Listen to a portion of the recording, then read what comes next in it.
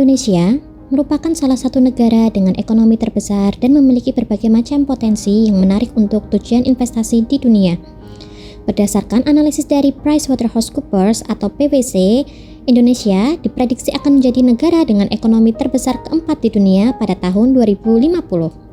Dengan potensi dan pencapaian ekonomi Indonesia tersebut, baik pemerintah, industri, maupun masyarakat perlu menjaga kinerja perekonomian nasional dengan mengantisipasi tantangan yang ada, khususnya ketidakpastian perekonomian global saat ini, seperti perang dagang yang terjadi antara Amerika Serikat dan China, dan resesi ekonomi di dunia akibat pandemi. Salah satu dampak berantai dari kejatuhan ekonomi dunia itu adalah sektor investasi, yang sebelumnya menjadi salah satu motor penggerak pertumbuhan ekonomi global. Pertumbuhan investasi di era globalisasi telah berhasil mendukung pembangunan dan kemakmuran ekonomi di hampir semua negara, khususnya di negara-negara yang sedang berkembang. Yang menjadi pertanyaan sekarang adalah, apakah kita mampu menjaga pertumbuhan investasi di Indonesia setelah munculnya krisis ekonomi seperti sekarang? Mengapa sih kita sebagai generasi muda perlu berinvestasi? Investasi itu adalah komitmen atas jumlah dana atau sumber daya lainnya yang dilakukan pada saat ini dengan memperoleh jumlah keuntungan di masa yang akan datang. Simpelnya, investasi itu sebuah kegiatan mempersiapkan dana atau sumber daya lain sekarang untuk dapat untung di masa depan. Investasi bisa menolong kita melawan inflasi, seperti harga barang atau jasa yang pasti naik di masa depan. Misalnya saja pada tahun 2019 kemarin, di Indonesia secara keseluruhan harga barang dan jasa naik sebesar 2,72%. Berarti tahun 2019 inflasinya adalah sebesar 2,72%. Jadi, asalkan keuntungan investasi kita berada di atas 2,72%, berarti kita tidak rugi.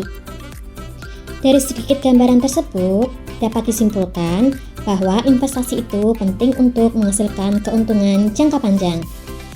Aset yang sering digunakan untuk investasi ada dua macam, yaitu aset real dan aset finansial.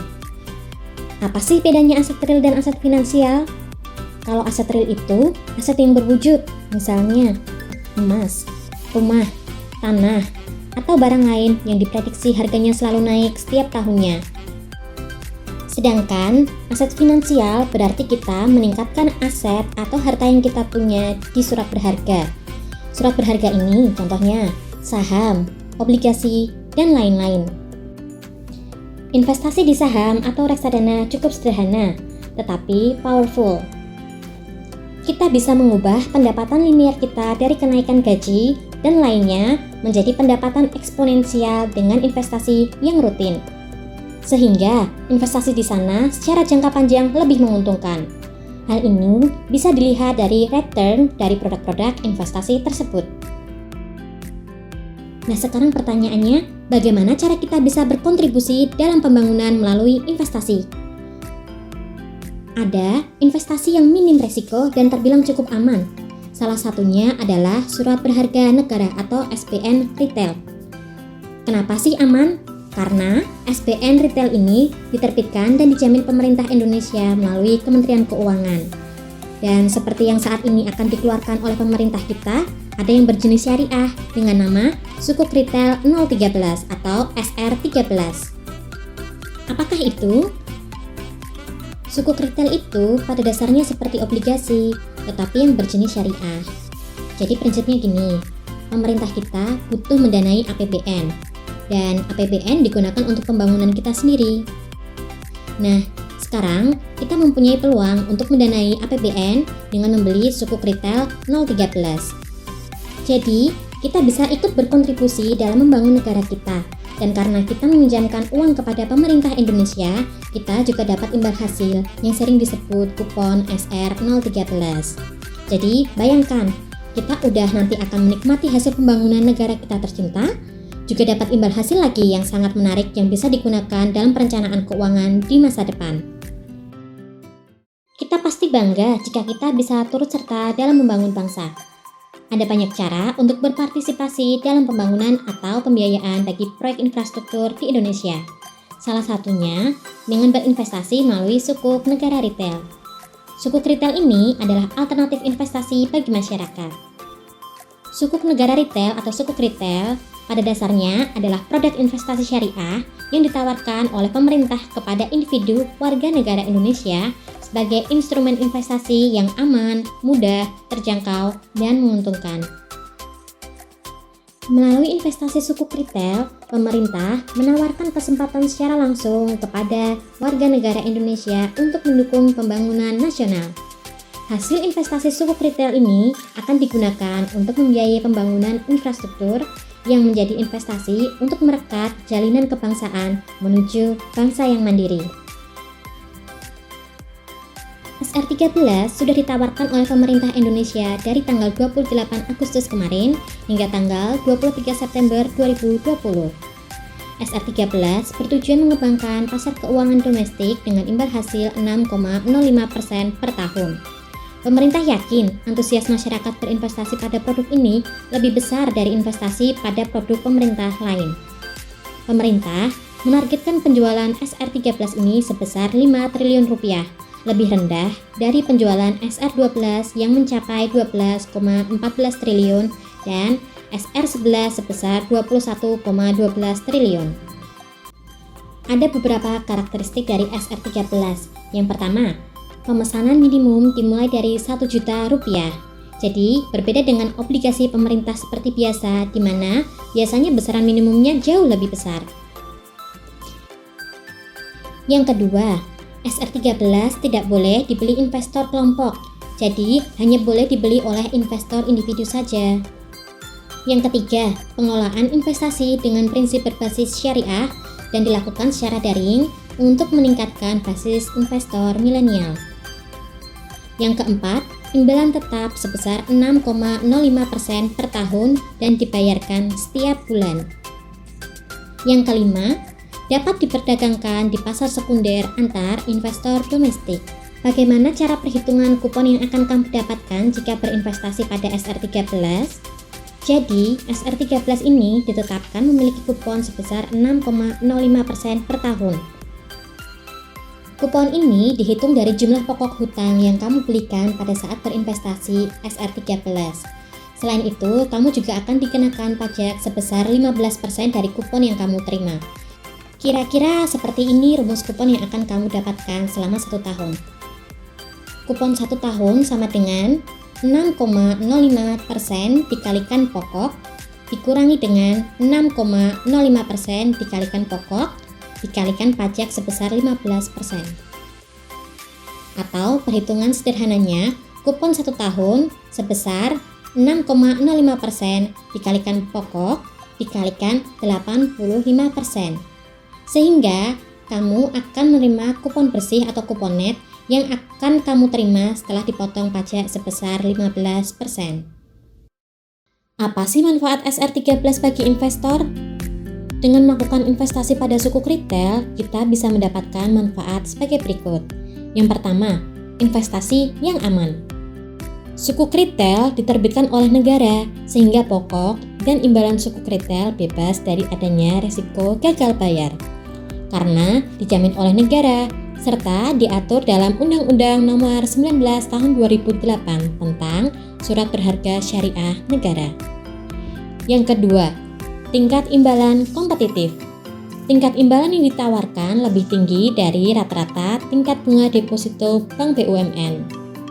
Misalnya SR13 yang memiliki tingkat imbalan tetap senilai 6,05% per tahun. Yang ketiga, tingkat imbalan tetap dan dibayarkan tiap bulan.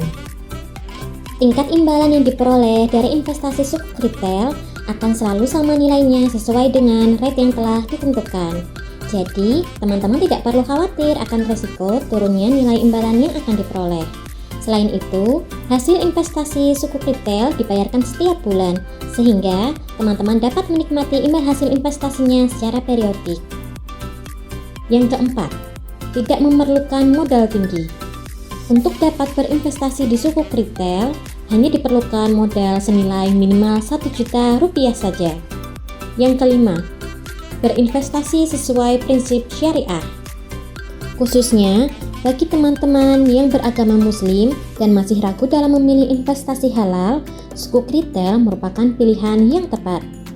Pengelolaan sukuk retail pun dilakukan berdasarkan prinsip syariah, sehingga tidak mengandung unsur masyir atau judi, gharar atau ketidakjelasan, dan riba.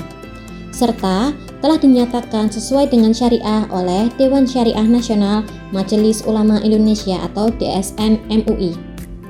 Yang keenam, dapat diperdagangkan di pasar sekunder antar investor domestik. Teman-teman tidak perlu khawatir jika ingin mencairkan modal sukuk retail sebelum jatuh tempo.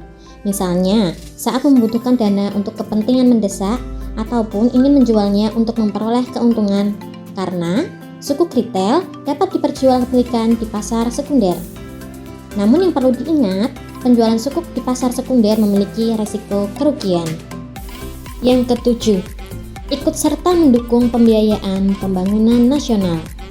Tujuan utama penerbitan sukuk retail adalah untuk membiayai APBN dan membiayai pembangunan proyek infrastruktur di Indonesia.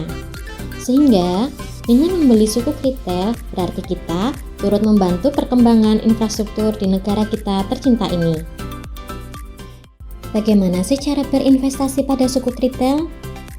Cara investasi pada sukuk retail sangatlah mudah, yaitu melalui 4 langkah berikut ini.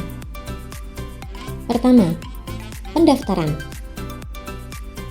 Pertama kali, calon investor melakukan pendaftaran melalui sistem elektronik yang disediakan oleh mitra distribusi atau MIDIS dengan memasukkan data-data antara lain data diri, nomor SID atau Single Investor Identification, nomor rekening dana, dan nomor rekening surat berharga. Jika calon investor belum memiliki nomor SID, rekening dana, dan atau rekening surat berharga akan dibantu oleh MIDIS. Yang kedua, pemesanan. Setelah registrasi berhasil, calon investor melakukan pemesanan sukuk retail dengan sebelumnya membaca ketentuan dalam memorandum informasi. Tapi ingat, pemesanan hanya dapat dilakukan selama masa penawaran sukuk berlangsung. Yang ketiga, pembayaran. Setelah pemesanan diverifikasi, calon investor mendapatkan kode pembayaran atau billing code melalui email atau SMS sesuai kebijakan masing-masing mitra distribusi. Kode pembayaran tersebut digunakan untuk penyetoran dana investasi melalui bank persepsi, teller, ATM, internet banking, atau mobile banking dalam batas waktu yang ditentukan. Yang keempat, konfirmasi. Terakhir, calon investor akan memperoleh NTPN atau nomor transaksi penerimaan negara dan notifikasi completed order serta akan memperoleh alokasi sukuk retail pada tanggal settlement atau penerbitan. Semoga pembahasan dari kami dapat memberikan pengetahuan untuk kita semua terkait investasi sukuk retail. Jangan lewatkan ya SR13 yang masa penawarannya akan berakhir pada tanggal 23 September pukul 10 waktu Indonesia bagian Barat nanti. Mari kita berinvestasi secara aman sekaligus membantu pembangunan nasional.